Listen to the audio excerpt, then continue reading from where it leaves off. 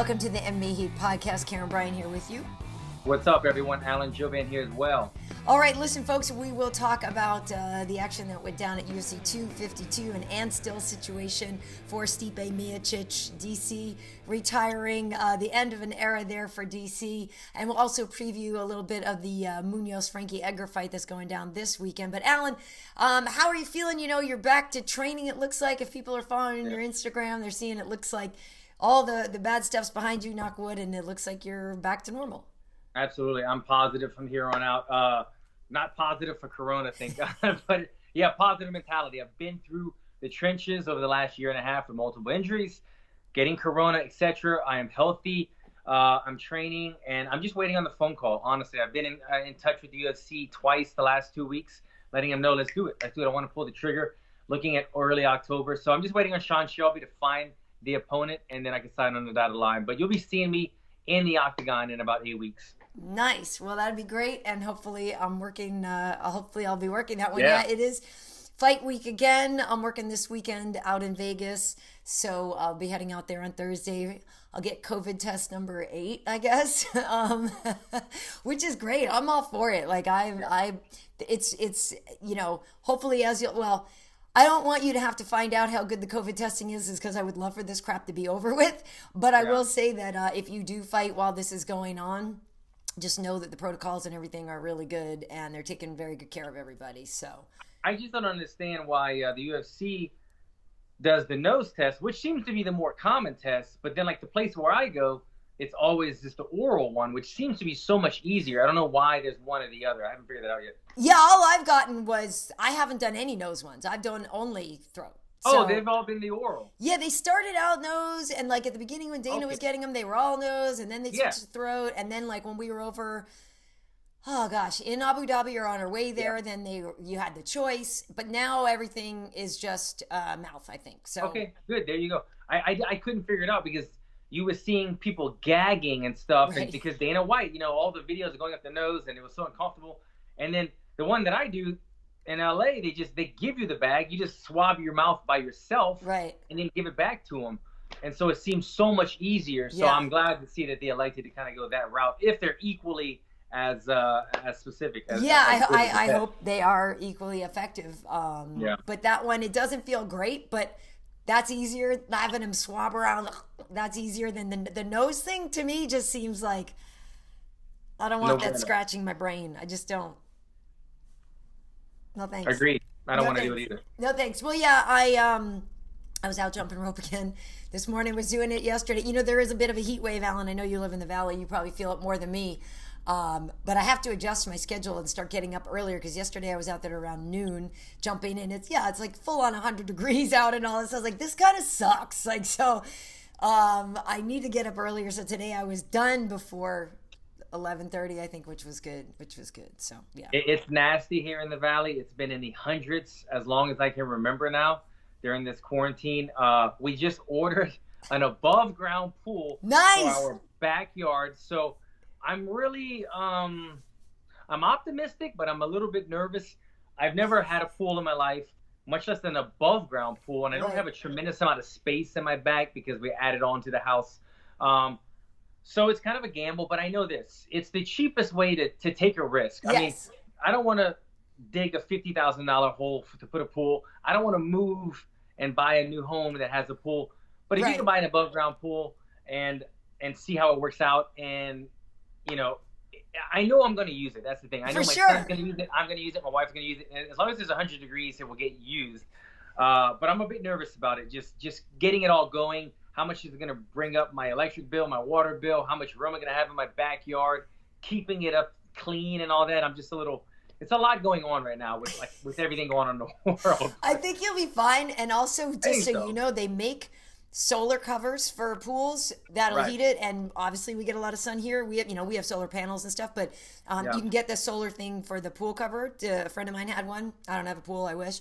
But I think they can work. Effectively. That's the first route I think I'm going to try. I'm going to go to a pool place today and ask a specialist what his thoughts are. But hopefully if Amazon Prime delivers my pool in like a week or two, I could be coming after sessions and just falling into a pool of water. I cannot wait. Well, let me know which one you get, because we have Amazon Prime too, and we have the trampoline. We can go from, you have it too. We can go from the trampoline into the pool. And you guys could jump from the trampoline into the pool. You got a bigger yard. Look, Amazon Prime, they have a 18 feet by 9 foot oval, and it's 52 inches tall, 4 feet tall. Right. So it's a pretty good size, you know, like for so if you have a big backyard, you can do more, but in LA, a lot of us don't have huge backyards.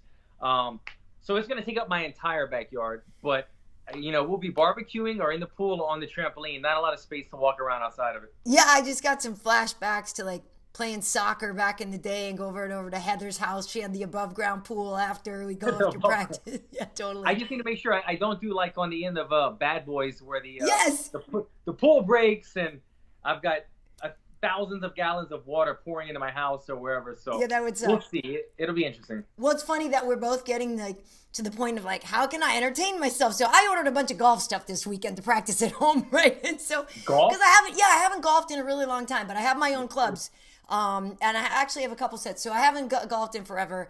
When I was over in Abu Dhabi, I really wanted to go golfing, but I didn't have anybody to go with, so I never went.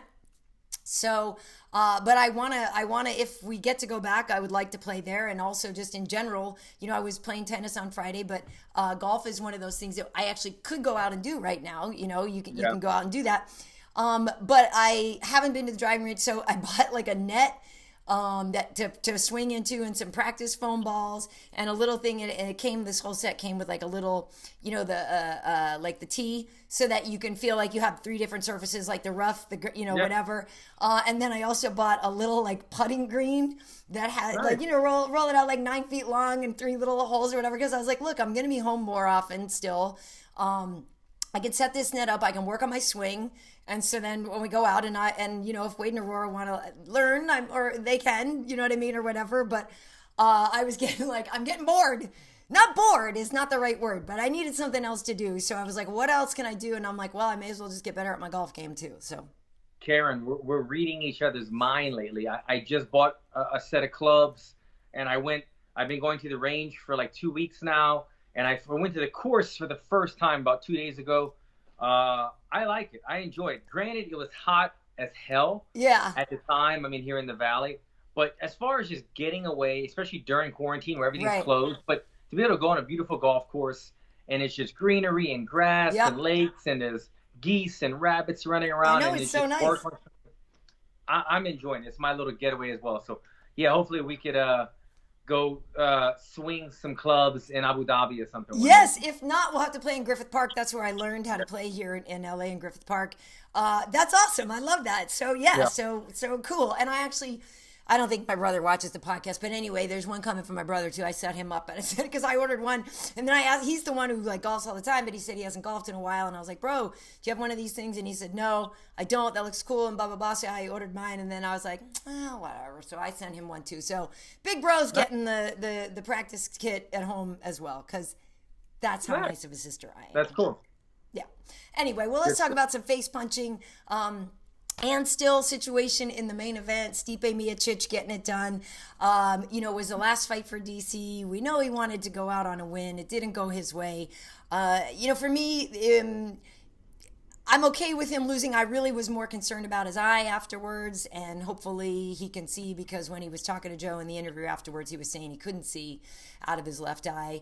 But, you know, Stipe is a great champion, and he has not said he's retiring. There was mention of maybe him retiring as well. But for now, he said he's still in it. I mean, he's a great champion. He's tied Randy Couture now for the most heavyweight championship wins there. So it's a big deal. Stipe's a great champion, and you said it. He's in the record books now. He's a future Hall of Famer. I will say, you know, maybe it's, obviously you're a big DC fan, having worked with him all these years. I'm a DC fan from knowing him and from coming up in Lafayette together. Didn't know him at the time, but yes, being from the same hometown. I was a bit heartbroken that we didn't get to see some type of epic finale for DC. You get to see him win one last time and give a tearful, great speech and all those things that come with it. When Stipe could still live to fight another day. To see him go out like that with kind of an eye injury, kind of a disappointing performance in some regards, and then have to do a Skype type of post-fight interview at the end with his eye half shut. It wasn't how I envisioned it. It certainly wasn't how Daniel obviously envisioned it. But at the end of the day, it's a fight, and the better man won that night. I'll say this, Karyn, as much as of a DC fan as I am, I don't think the eye injury played an effect. It played an effect in the fight, but I don't think it changed the outcome, because here's why I say that. You saw in the interview, when they asked Daniel, did the fight go the way that you thought it would go? One of the first things that Daniel said was, I didn't think he would be able to control me on the cage as long as he did. And so controlling you on the cage is something that's not really the eye is really being affected by. It's just somebody who's kind of out hustling you or has good cage control at the time. Right. And so I thought Stipe did a very good job of landing shots on the outside. That eye poke did mess up Daniel's eye very bad. I can only imagine fighting with one eye from there on out. But Stipe made adjustments as well, putting Daniel on the cage, holding him there, smothering him, leaning on him, and then popping him again on the outside. So it was just a smart fight, I found, from Stipe's side. Yeah, it was a smart fight. Although, right away, DC was doing okay, though. 2 judges gave DC round 1, and 2 judges gave DC round 4 as well. Only 1 judge gave DC 2 of those rounds, though. So there was 1 judge that gave DC rounds 1 and 4. Otherwise, the 2 judges were split. 1 gave him round 1 and 1 gave him round 4. But otherwise, it was all Stipe. So I did think I could see how you could give DC that first round. I thought it was competitive enough, and I did think actually that he won that round.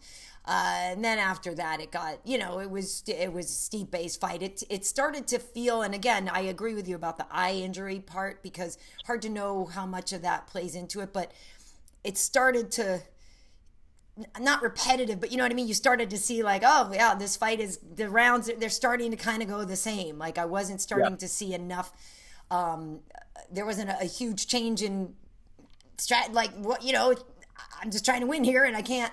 Stipe being more consistent, outworking him. It just was the type of thing where you're sort of like, you could kind of see it coming, that it was just Stipe's night.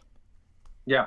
I'll say, I think Daniel Cormier is making the right decision right now in retiring. First off, he has nothing more to prove. We all know that. Continuing to fight at, what is he, by the way? 41, 42? 41-ish, 40, yeah. Because he turned 40 in March, right? Or did he turn 41 this past? He was going to retire on his 40th birthday, basically. Right. I think he's 41 now, because I think it was 42. So let's just call it 41. If I'm splitting hairs here, I got to say, I didn't see the same Daniel Cormier that I'm used to seeing. And I'm being very hypersensitive to what I'm looking for right now. Daniel Cormier still is one of the baddest men on the planet and would still probably be able to beat the majority of the people in the division. But if I'm being completely honest, Daniel Cormier, I didn't see that guy in the first round. That was that pressure fighter that had the head movement, the quick hands, finishing chopping with the leg kicks. Daniel Cormier boxed John Jones up and tore his legs up round 1 and 2 before he got head kicked. Daniel Cormier would get in there and pressure people, box him up, chop the leg, put him on the cage, take him down. That was always his pressure style. He said nobody is used to this pressure style that me and Cain Velasquez do all the time. The bell rang in this fight against Stipe, and Daniel Cormier was kind of sitting back waiting. I didn't see the head movement. I didn't see the pressure with the hands. I didn't see the leg kicks. I did see him take Stipe down, which I thought was brilliant to do early in the fight, put it in his head to set something up. But what I'm getting at, I didn't see that pressure fighter that had seen the majority of his career. And I don't know if it was just an off night or it's kind of just father of time slowly slowing down his athletic ability. But being that something that was a key to his success and longevity for all these years, I was not seeing anymore. I think it's the right decision for him to walk away, go spend time with his family. And again, I say this comfortably because I know that Daniel Cormier is a Hall of Famer, one of the best that ever stepped foot inside of the octagon. So I can say this comfortably that like he's got no more to prove, and maybe his better years are kind of behind him already. Yeah, there's absolutely nothing left to prove, and He's been in the Olympics. He's been a champion. He's been a double champion. He's a broadcaster. He's going to be in the Hall of Fame. You know, there's nothing left to prove. Selena is pregnant with another baby, so they have another baby coming. So there's a lot of really positive things in life for him to look forward to and all that. I am curious what your take is on Stipe's physicality this time, right? This time he was 233. He definitely did look lean and mean, and we've spoken before about the athleticism of heavyweights, even just how we were talking the other day about Derek Lewis trying to drop weight and become more fit.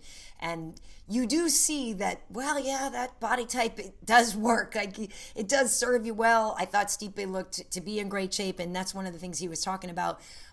You know, he obviously doesn't have to retire. He just was saying, look, I feel really good. And, you know, obviously we know he's the fireman. He does all these other things. He said, I don't want to do this when it feels like a job, you know? And he said, bless you, DC, that you can even still do this when, you know, you're that age. Stipe's what, 37, I think, right? Is that right?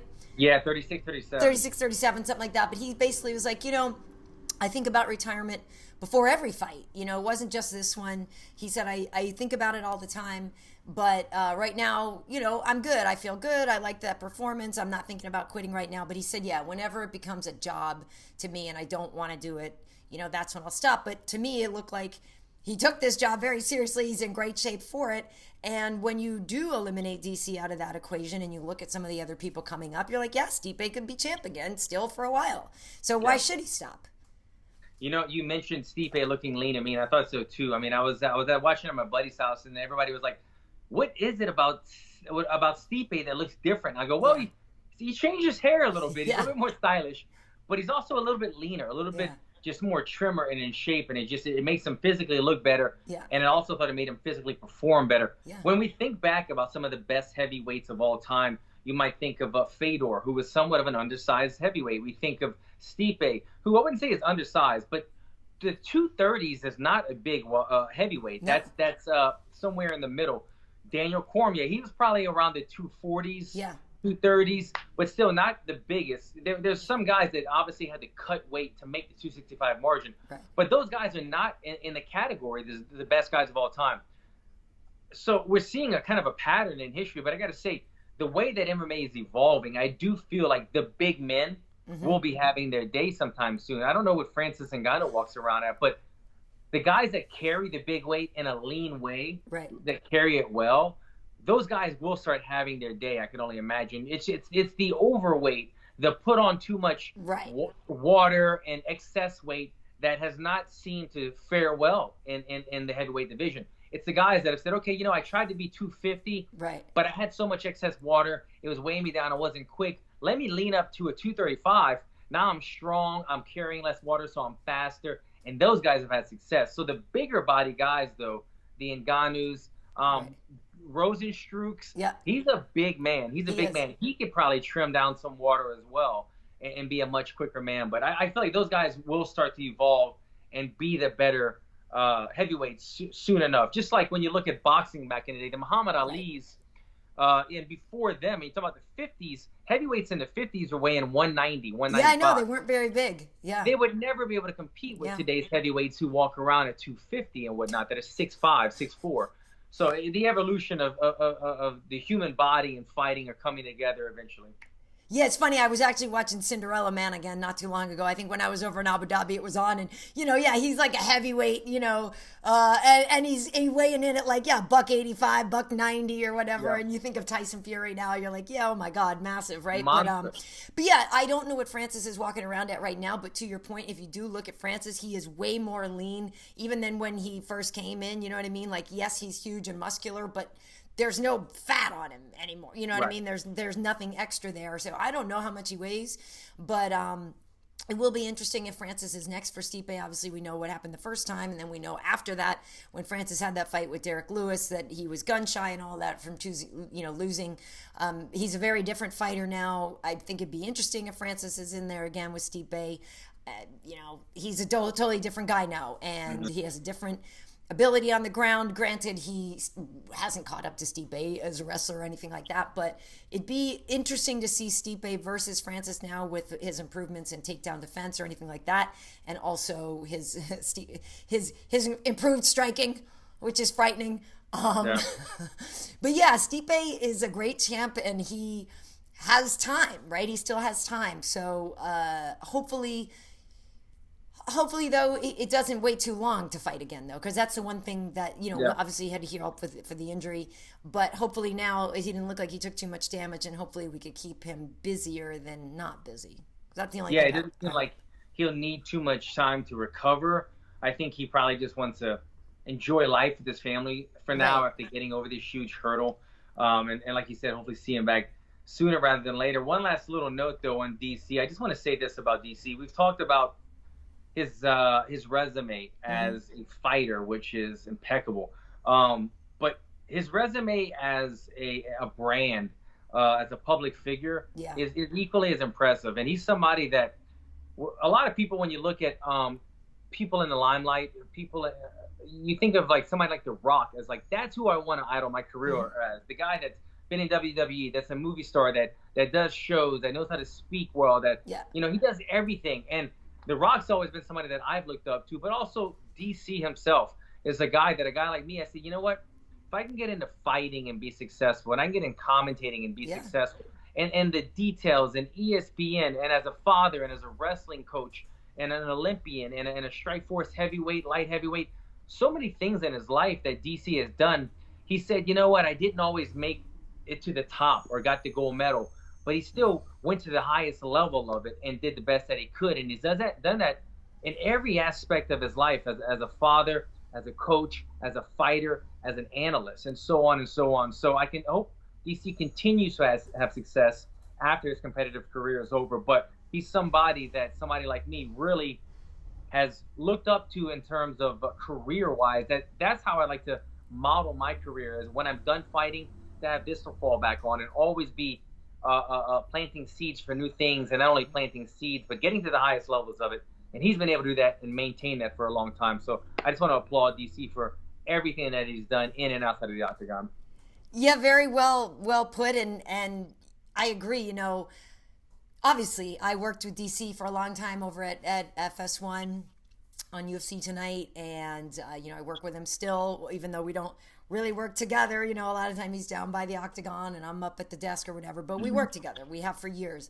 So I just love him, and he and Kenny and I, we really bonded, and Mike, Bisping would kind of be the fourth one in if one of the guys was out. But we really shared a lot. And I was saying that before the fight, I did get a little sentimental. Like it's the end of an era for us. It's somebody that, nothing against Stipe, but you want to see your friend go out with a win. You want to see him go out and on a high note.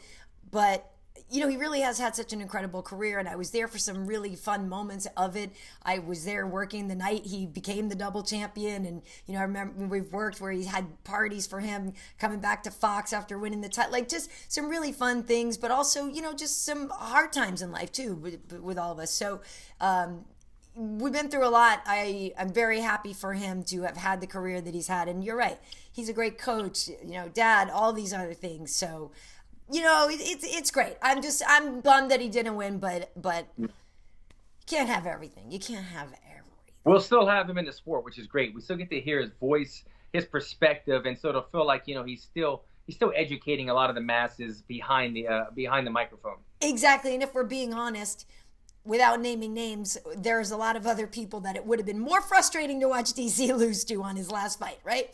It's like going out against Stipe, who's a class act, and you're like, all right, cool. That's good. So, but you mentioned, and I want to jump around for a little bit, but when you were talking about the faster heavyweights and what's the future, Jairzinho, that is a person that, he was ranked number 6, I think, coming into his fight with Junior Dos Santos. Junior was number 5.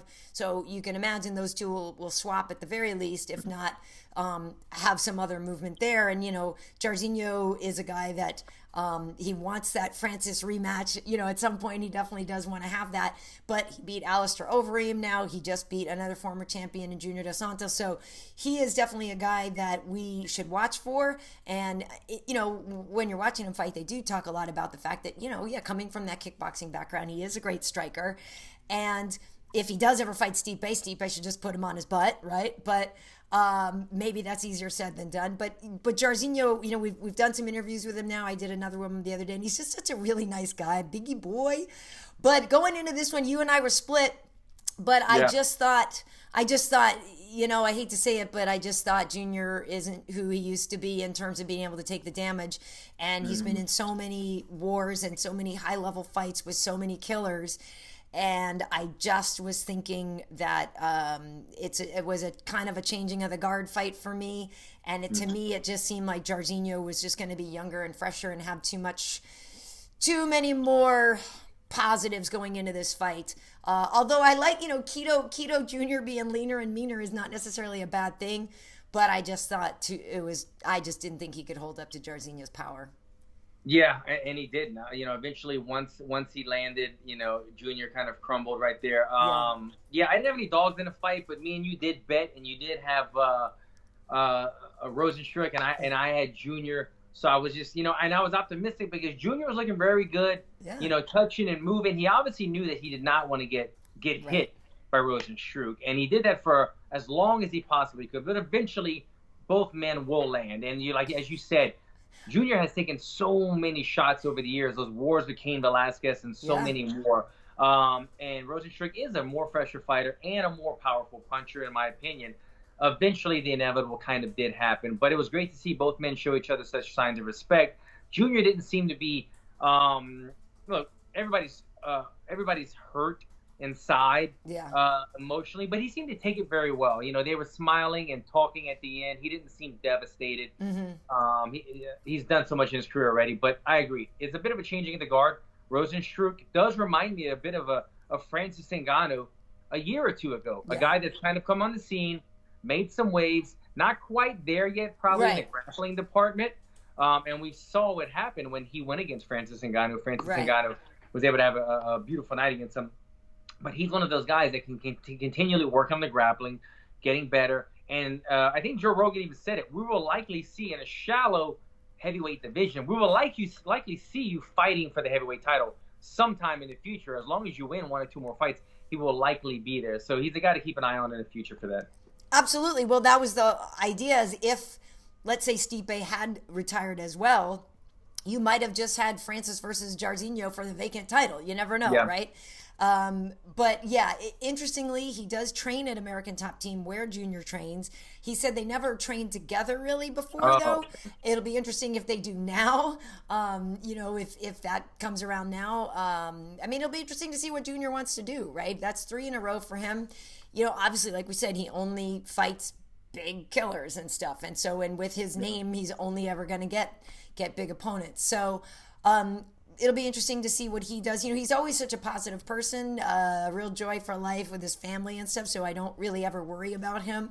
And he is so likable and gregarious. Like, you could see him doing something with the UFC, you know, for Brazil or something. You know, obviously we have Big Nog doing stuff as well, but nobody doesn't like Junior, right? I mean, like, you know, how can you not like that guy? So I don't know what will become of him, but I do think Jairzinho, has a nice future. And if he, you know, he really, obviously, we're not telling him anything he doesn't know, but if he isn't already working on his ground game all the time, he should be, because he's going to need it for the title fight that will eventually come. Because even if it is against Francis, we know that Francis isn't great on the ground yet either, right? So you never know. It'll be interesting because once Stipe does retire, right, and DC is now retired, I mean, heavyweight division is going to become the Wild West. It's going to become wide open because also, was it Blades that just, who was it? Blades? Yeah, that so just Curtis signed Blades Bellator? really does, he should be up there too because he's number 2 now or something. So Blades should be up there for a title shot. And also there's the John Jones factor of him maybe coming up. John Jones is mentioning, I said the wrong name. I said Blades. Who, but you're right, Curtis Blades is up there, and you're right, he is good, and he is ranked very high, and he does also deserve it, and he is sitting there, I'm sure, screaming, where's my title shot? Yeah, no, I was thinking of the fighter that just went and signed with Bellator. Might be a 205er, though. Who's the... Corey Anderson. Corey Anderson, who's... is he a 205er or a heavyweight? Yeah, he's 205er, yeah. But there's less guys in the division now, is what my point was. And less wrestlers in the division. If DC's out, Stipe possibly retiring in sometime in the future. Once those guys are out, and then let's say if Francis Ngannou becomes champion, and then we have Rozenstruik being the contenders, now it's going to become a striking heavy division. And that what's crazy about that, it will be fun, will be some more exciting fights, but guys that are pure wrestlers have the opportunity to now come in and steal the thunder out from people that could just lay on you or take you down if they're elite level wrestlers. But again, as you just mentioned, the X factor in all this is Jon Jones will eventually, if he is able to do a rematch against Reyes and be successful, likely move up to heavyweight, and then that kind of throws a wrench in everybody's thing. But we have to see how Jon Jones fares at that type of weight. Obviously, he can get up to the, probably 225, 230. But then again, that's Jon Jones carrying more excess water. He won't be quite as fast. He will be bigger, but not as fast, and be able to do all of the moves as fast as he normally likes. So it'll be interesting to see what happens. But as long as Stipe is there, I believe he has a good shot at being the reigning champion, as long as he's continuing to compete. But you're right, though. But Curtis Blades is the one who could out wrestle Stipe. Like he's the one who could match him. Yeah, interesting. Yeah. Well, I talked to Jairzinho about fighting John, so he's like licking his chops for Jon Jones as a heavyweight. You know what I mean? Yeah, which would be cool. So okay, so we went a little out of order there because that was the Coco. But Sugar Sean, we hope Sugar Sean is okay. Latest thing I read or whatever was that they said, I guess, that his ankle is okay. It's not great, but they were going to have to wait for some other tests to see if there's ligament damage or something. But I guess apparently there's no breaks or anything, which is good. And it's hard in that situation because it definitely, obviously the leg was a big factor in the fight that was ending it for him. But at the end there, like, he was getting finished without regard to that leg injury. Like, Chito was all over him at the end there. And so I was okay with that stoppage. I think some people were like, oh, it's early and stuff. Like, he didn't protest it. I think it was okay between, like I said, I don't think he was protesting the elbows and all that anyway. And then the factor that the other thing was also already wrong with him too. I think that Sean was like, no, I'm good.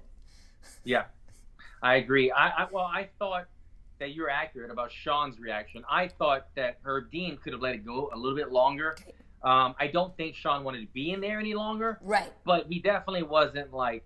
well, he wasn't done, but... Done. But you know what? Herb Dean sees stuff that we are not able to see.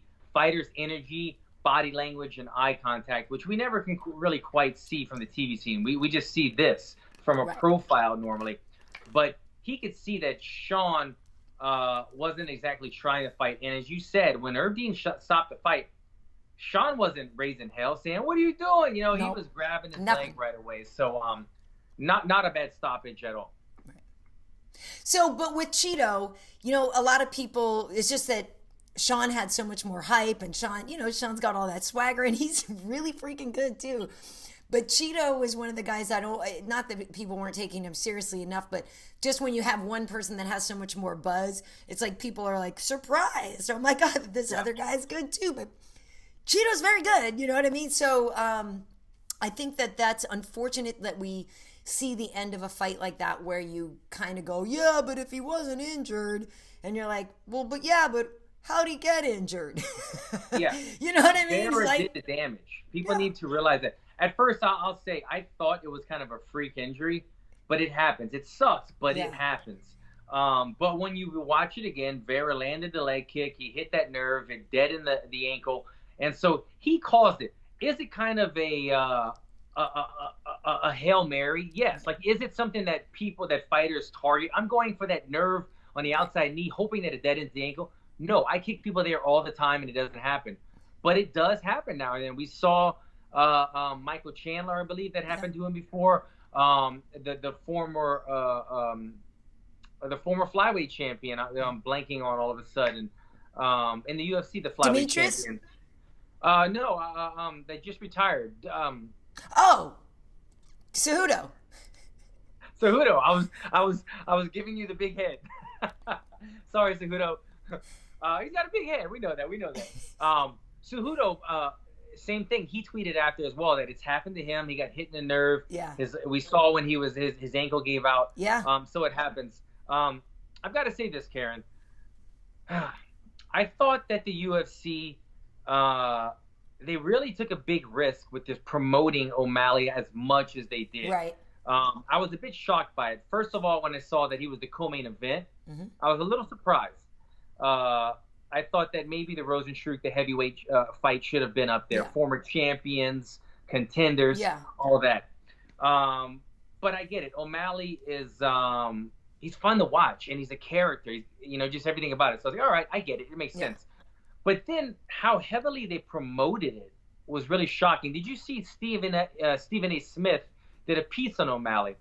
And in the 2-minute clip, it's Stephen A. Smith with his very strong words and the way, and he's got so much character in the way that he speaks, and he's comparing O'Malley, the next Conor McGregor, the next Ronda Rousey, and it was a great clip that the UFC put together, but it was a bit early. I could not believe that they were giving this type of this exposure and slot to somebody who's kind of unproven. Yeah. He's a tremendously skilled athlete, but in my mind, this comparison, if you're a basketball fan, this might make a little more sense. I hope I'm not throwing you guys off, but he's like a Stephen Curry. He's an outside shooter, and he's one of the best shooters. He's an outside sniper. He will hit you all day long. He's got beautiful movement, and he's really, really good at it. But he's not an inside game guy, and we haven't seen that of him. If he goes in the paint, they're going to knock him on his ass. And we haven't really seen him fight on the inside yet, or how well does he take damage? When I first had my first question mark about O'Malley, it's when he fought the guy that was like Thai. His name is Andre Sukumtat. Of course you would know it. Thank you very much. Andre Sukumtat. And Andre won that fight. I'm sorry, O'Malley won that fight. But O'Malley hurt his leg also in that fight. Yeah. So his durability became a little bit of a concern for me. And if Sukumtat would have fought the fight smarter, he would have won. He could have taken O'Malley out. O'Malley was on one leg right for the picking, but he took him down, and then O'Malley won by decision. So what I'm getting at is this is something, but O'Malley did that fight. If you remember, that's what he kind of, it was kind of an interview from his bag. Joe Rogan. Oh, yeah, right. Right, and it was kind of a famous interview now. But I was thinking to myself, I was like, why is he not standing up? As a fighter, you don't want to really show pain or weakness. And then in this fight as well, it was another leg injury. Again, he was carried out of the octagon. And I could not help but think O'Malley is a great skilled fighter. But I don't know how durable he's going to be against these high-level guys when they get into the mix, when they start kind of, how well is he going to take shots? How well is he going to take damage? And when he's hurt, how well is he going to fight through that hole? Because as Muhammad Ali said years and years ago and made famous, it takes skill and will to win. But to be the best, your will has to be greater than the skill. And I see O'Malley right now as one of the most skilled fighters in the octagon. I really do.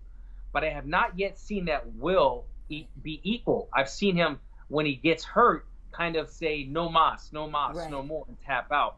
And so this isn't me digging at O'Malley. This is me saying that I want to see a little bit more in that department out of him before the UFC throws all their marbles in one basket, which they kind of did this last fight. I'll wrap it up with this. The UFC heavily promoted him, but at the end of the day, the kid is a star, and all they did is up his brand. So it wasn't a bad move by the UFC. He's a star. He's got millions of followers. I will watch every one of his fights. He's fun. He's got, he's unique. And so it's working what they're doing.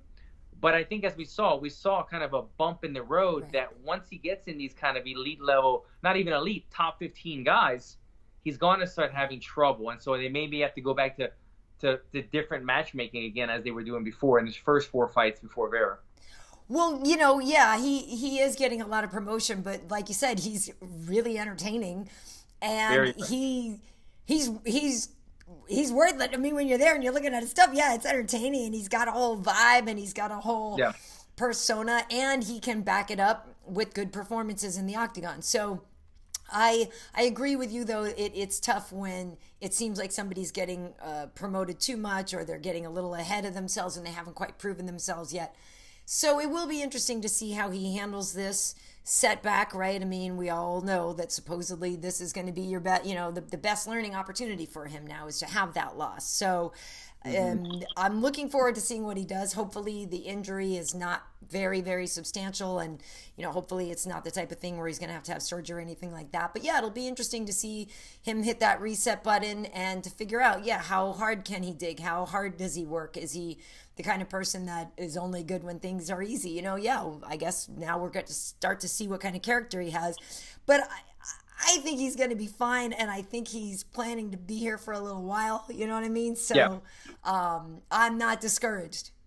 Yeah, he's a young guy, and he's got a tremendous amount of time. And we've also seen his already elite striking progress since he's been inside the octagon. We've seen his jiu-jitsu as well get better. Right.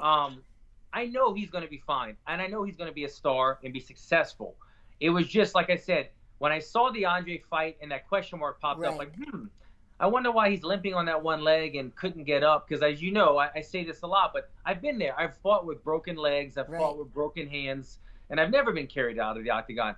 I think he's going to have to find something deep inside of himself and say, look, I need to get dirty sometimes, or I need to fight through these bumps in the road, or, crawl your way out. Because that's what all the champions have done. And then he can get there. But as far as skilled, he is a tremendously skilled fighter. I mean, I see it. I've seen some of his striking, and I went and practiced some of the things that he's done at the gym because I really like the way that he moves. It's effortlessly. It's beautiful.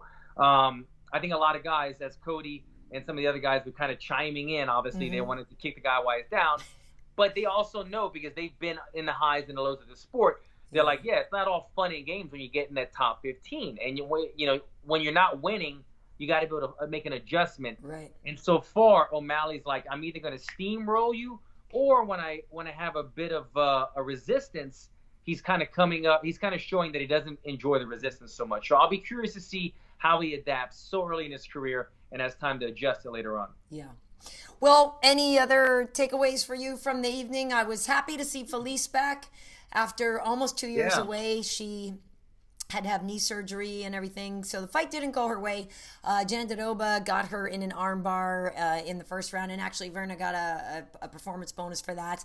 But I am glad that Felice is back, and hopefully, everything else in her body's fine, that where she can just stay back in action. Jim Miller was defeated by Jared Gordon. And, we mentioned the changing of the guard. I don't know, Jim's been around forever, and every time he fights, everyone's like, the veteran, the crafty old veteran. Is he going to do it one more time? Real likable guy, Vince Pichel. Miller lost Vince Pichel, right, yeah. He and Jared Gordon look very similar, and I've actually, I feel bad because I think I called Jared Vince once and vice versa. I was like, I'm so sorry. But, yes, Vince Pichel, from Hell Pichel, you're right. Yeah, Pichel looked super strong in the fight against Miller. Miller's known for his ground game, and Vince was able to control him. Another surprising grappling fight, Burns, Gilbert's brother. With the crucifix. I missed the ending of that fight. I think I was on the way to go watch the pay-per-view. Right. But I saw the beginning of it, and just seeing the success that his opponent had in the guard and on top in the grappling positions was, I was like, wow, this guy's ballsy staying in that position. Yeah. Felt very comfortable. And then when I got to the pay-per-view, they told me it was a TKO, so that was a shocker right there. In the crucifix position, Herbert came in overweight for this fight as well. And there was a stat, he was only one of like 8 people or 6 people to get finishes from a crucifix. DC has got one, Valentina has, and there was a few more people. But that was a surprise, especially, partly it's because of like the Burns mystique, right? Now we know that Gilbert and Herbert are good, but also Herbert came out right away with that other win. And so I think you just kind of had that momentum feeling for him. But again, a learning situation. Yeah. But yes, I was surprised by that. I didn't expect that. I was shocked by it because I thought Gilbert even said, and maybe correct me if I'm wrong, Karyn, did Gilbert say that his brother is the better grappler of the two? Or he might have said that, which is crazy to think because Gilbert's so good. I don't believe that, especially because Gilbert's bigger, and the more kind of renowned. We know him for the grappling so much more, and I think what separates the two is it seems like Gilbert might have a little bit more of a wrestling advantage, or maybe his brother's more pure jiu-jitsu. And I'm just speculating, but Gilbert's better at the takedown, whereas brother seems to be okay with going to his back. But either way, both, I mean, some deadly brothers to have inside the UFC. I don't think there were too many more fights. I mean, I know there were some great knockouts early in the card. Not a tremendous amount of big names on the card, because I think it was more just really about the Stipe and then the fan base that O'Malley brings that kind of sold the card.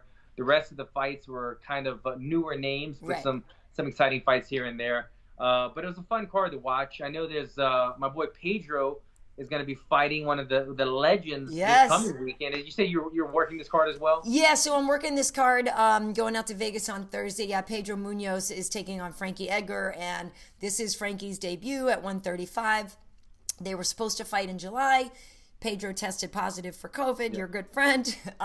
So the fight got postponed a little bit, and of course Frankie took that like a champ. He's so classy. I remember when that happened, he said, hey, just get better. We'll see you in a couple weeks or whatever. So here they are throwing down now. Pedro is the favorite in this one. Frankie coming off a couple losses. Well, because, you know, he got knocked out by the zombie, which had never happened before. You know, Frankie never been finished. And prior to that, he lost to Max Holloway. So Frankie is on a 2-fight loss skid. And even though he is the former champion, like, which, you know, Frankie's amazing, his record in the last few fights hasn't been great because he's been, you know, fighting for titles and fighting guys like Aldo and Max and Zombie. And Cub Swanson, he beat Cub Swanson, but that was, I think, the only win he's had in like the last 4 fights. But he fights nobody but great people. So Frankie is the underdog coming into this one. I don't think he should have any problems making weight. I know people talk about when you're older, it's harder to cut weight, but Frankie was never a big guy anyway. Was always quote unquote undersized for lightweight, and look what he accomplished. So I think he should be fine making the weight and everything. We do know that a few fights back, he completely ragdolled Yair Rodriguez, who was the next big thing. And so Frankie obviously still has a lot of skills left. But your boy Pedro, you know, coming into this one, he's got, you know, he didn't win his last fight, but he had that knockout over Cody Garbrandt. And so Pedro has a little more steam on him these days. Yeah, I would say so too. More of a fresher chin and body. Pedro's very well rounded. I mean, when he was training with us at Black House, he was great everywhere. High level black belt on the ground, really good grappling and really tough striking. And since then, he's moved on to Florida and continued to progress and get better. It should be a fun match. But I would say for Pedro, this is a great opportunity. His first time headlining an event against a legend. And if I'm being honest, all respect due to Frankie, but you kind of said it. You kind of set it up. He's kind of right for the taking at some point, that he's lost a couple of fights, been knocked out for the first time, debuting at a new weight class for the first time, where Pedro hasn't really taken, I don't think, quite the damage. I think Pedro's last loss was to Aljo, which was kind of a bit more of just like a grappling. It was a decision, Yeah, it was a decision. But you know what? Aljo looked phenomenal in that fight. He beat Frankie in the striking and the grappling. So credit to Aljo. But this is a great opportunity for Pedro, and equally a great opportunity for Frankie to come into a new division and take off one of the top guys and have a new stride to the top again. Yeah, and also then in the co-main event, we have OSP versus Alonzo Menafield.